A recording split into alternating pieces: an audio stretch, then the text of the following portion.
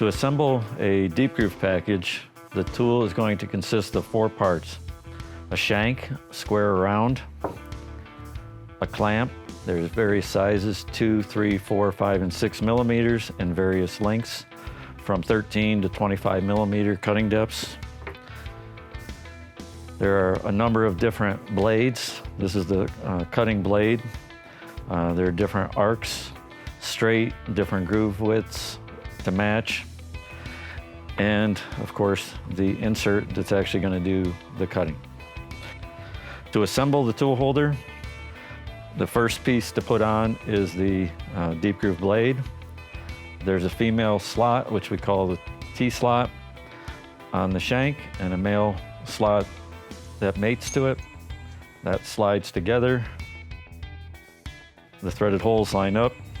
Then using a flathead screw with a Torx wrench, run that screw in until it makes contact. Put the other screw in, run that in until it makes contact.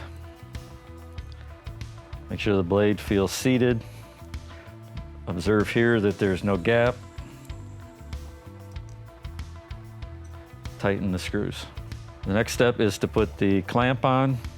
There's a slot for the fulcrum of the clamp that rides in.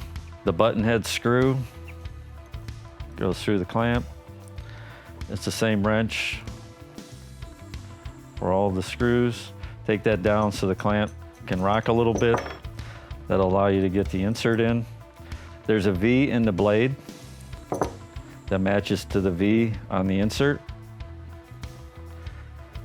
There's a stop on the clamp that will press against the back end of the insert.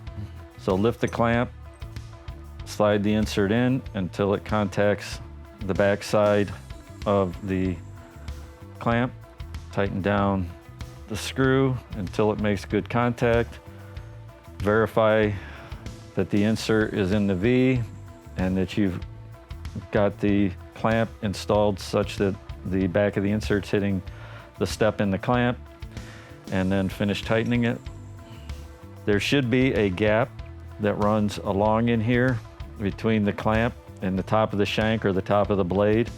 Make sure not to over tighten this screw and bend the finger of the clamp, because too much on the smaller blades, too much force of the screw can actually deform the blade or bend it enough that the insert will not be located properly.